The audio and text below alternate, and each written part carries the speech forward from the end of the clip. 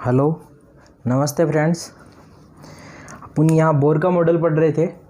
Bore के model की जो तीन प्रॉपर्टीज है सबसे मेन इंपॉर्टेंट जो बोर ने दी थी, उन तीनों प्रॉपर्टीज में पहली प्रॉपर्टीज जो थी अपनी त्रिज्या की, रेडियस की, वो हम पढ़ चुके थे। ठीक है। उसके बाद उनका जो दूसरा तरीका है, तो दूसरी उनकी प्रॉपर्टीज है वो है आपकी वेग की। किसकी?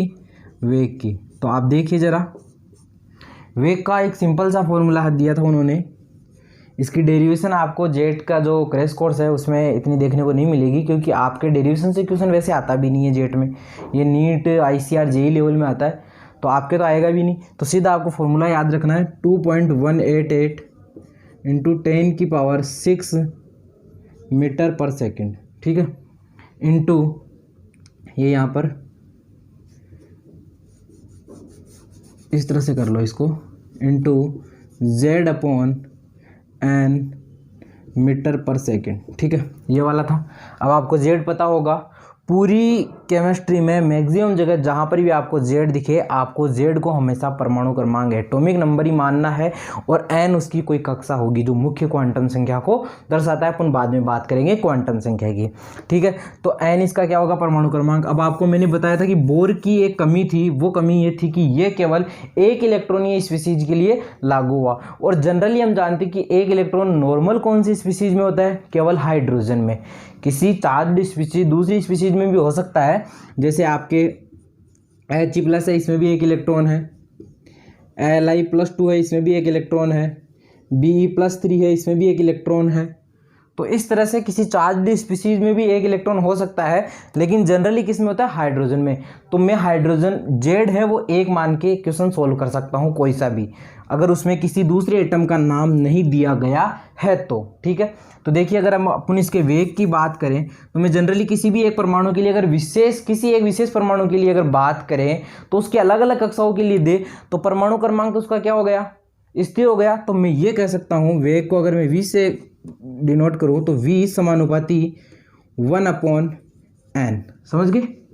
या फिर यहाँ क्या होगा? Z आपका क्या होगा? कांस्टेंट होगा। कांस्टेंट का मतलब है यहाँ पर Z कांस्टेंट होगा, यानी Z किसी एक ही परमाणु की बात की जा रही है यहाँ पर। और अगर मान लो V समानुपाती Z हो, इसका मतलब यहाँ पर क्या है? N कांस्टेंट है। समझ गए? यानी किसी एक ही कक्षा की बात की जा रही है, लेकिन अलग अलग परमाणुओं के लिए, अलग अलग तत्वों के लिए। ठीक है। अलग अलग तत्वों के इलेक्ट्रॉन के बारे में ये बात की जा रही है। तो आप देखो, अगर मैं ऊपर वाली स्पीसीज में बात करूं, तो यहां पर देखो, ये अगर n की वैल्यू बढ़ेगी, यानी कक्षा की वैल्यू बढ़ेगी, तो V का मान क्या होगा? कम हो जाएगा, क्योंकि ये 1/n में है। ये बढ़ेगा तो ये कम हो जाएगा। यहां पर अगर Z बढ़ाऊं तो V का मान क्या होगा? बढ़ जाएगा। यानी मैं ये कह सकता हूं कि परमाणु क्रमांक के साथ वेग का मान तो क्या होता है? बढ़ता है, जबकि कक्षा का मान बढ़ने के साथ वेग का मान क्या होता है? घटता है। आपने देखा, मतलब इसका मतलब ये है कि अगर मैं V1 की बात करूं, V2 की बात करूं, V3 की बात करूं, किसी एक ही कक्षा के लिए, किसी एक ही परमाणु के लिए अगर मैं V1, V2, V3 की बात करूं, तो यहाँ पर V1 N1 होगा, V2 N2 होगा, और V3 N3 होगा। यानी पहली कक्षा के लिए V1 होगा, दूसरी कक्षा के लिए V2 होगा, तीसरी कक्षा के लिए V3 होगा। ठीक है। अगर मैं इसकी बात करूं, तो मुझे ये पता चल रहा है कि यहाँ पर दूर जाने पे वेग क्या हो रहा है? घट रहा है। ठीक है। तो यहाँ मान लो अगर ये 10 आया, तो यहाँ 5 ही आएगा, और यहाँ कितना आएगा? 3 ही आएगा, यानी यहाँ पर घटता जाएगा। और आपने त्रिज्या में जस्ट इसका उल्टा देखा था। अगर मैं R1 की बात करूँ, R2 की बात करूँ, और अगर R3 की अगर मैं बात करूँ, तो वे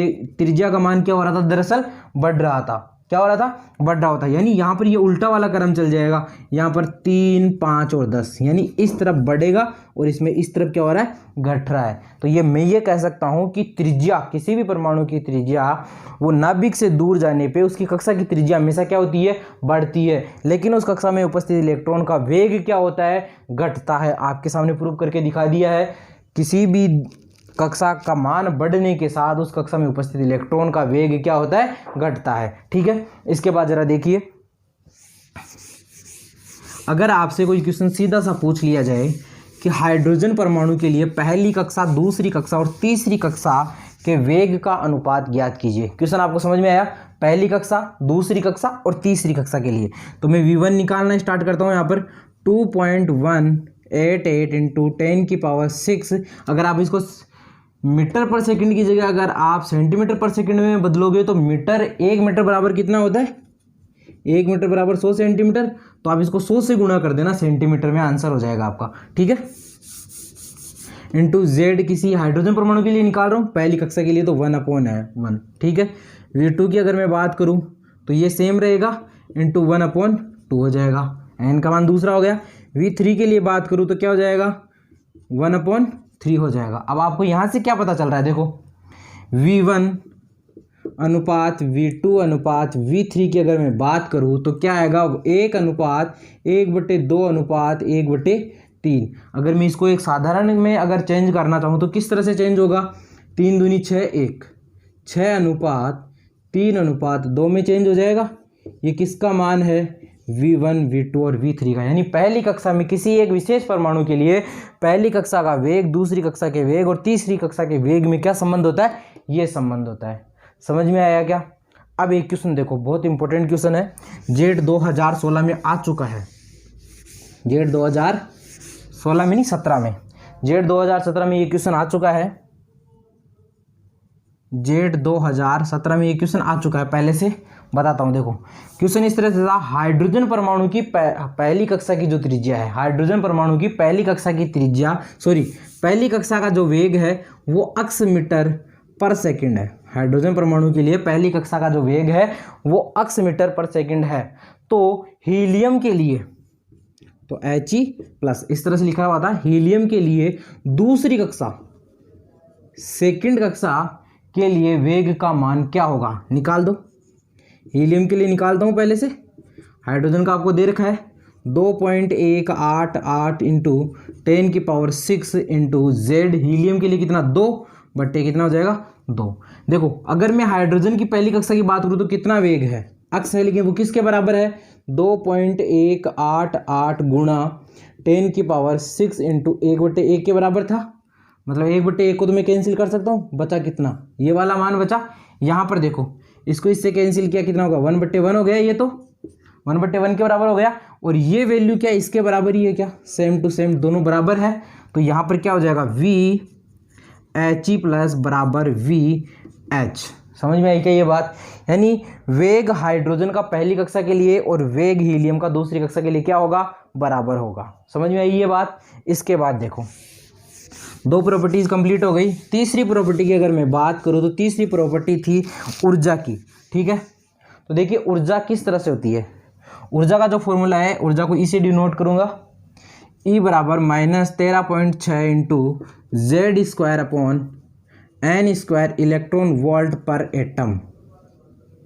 क्या होता है, मात्रक इलेक्ट्रॉन वोल्ट पर एक एटम। और 1 इलेक्ट्रॉन वोल्ट बराबर 1.6 इंटू 10⁻19 कूलाम होता है।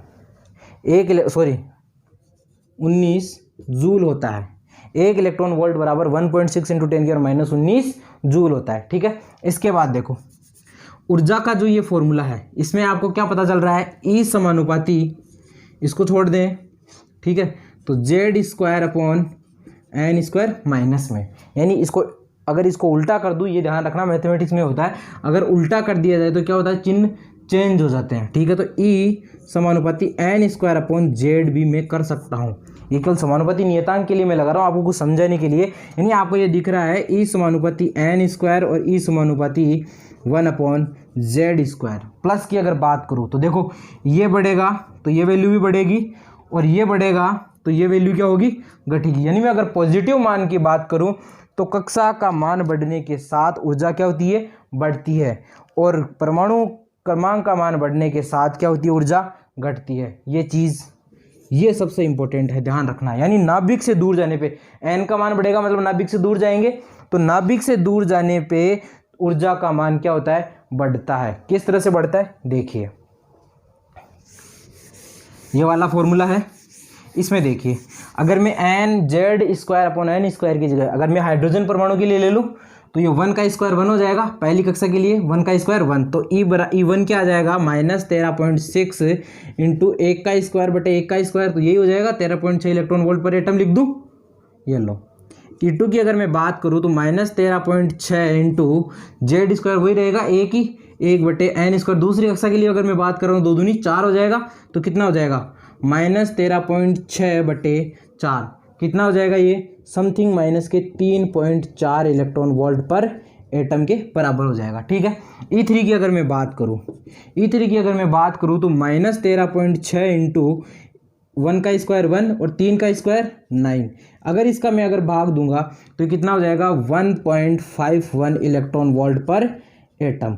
समझ में आई क्या ये बात। अगर मैं इसी तरह से अगर अगली बात करूं E4 की अगर मैं बात करूं तो -13.6 बट्टे ये गुणा 1/4 का स्क्वायर कितना 16। ये लो मैंने 16 सीधा का सीधा लिख दिया। तो ये माइनस में कितना हो जाएगा 0. समथिंग 8 के समथिंग कुछ ऐसा आएगा, 0.85 के समथिंग आएगा। ठीक है। अब देखो E1 पे ऊर्जा कितनी थी -13.6 इलेक्ट्रॉन वोल्ट पर एटम। E2 पे कितनी हो गई -3.4, माइनस की वैल्यू घटी। E3 के साथ -1.5, E4 के साथ -0.85। आपको समझ में आ रहा है। नाभिक से जैसे दूर जा रहा हूं तो ऊर्जा का मान क्या हो रहा है बढ़ रहा है। नेगेटिव वैल्यू कम हुई मतलब पॉजिटिव वैल्यू बढ़ी। समझ में आई ना ये बात। इसके बाद देखो सबसे लास्ट है इंपॉर्टेंट और अनंत पे ई अनंत पे होता है वो देखो -13.6 इंटू 1/अनंत। तो इस पूरे को क्या बना देगा 0। क्या बना देगा 0। यानी अनंत पे कक्षा की ऊर्जा कितनी होती है 0 इलेक्ट्रॉन वोल्ट। कितनी होती है 0 होती है। ठीक है।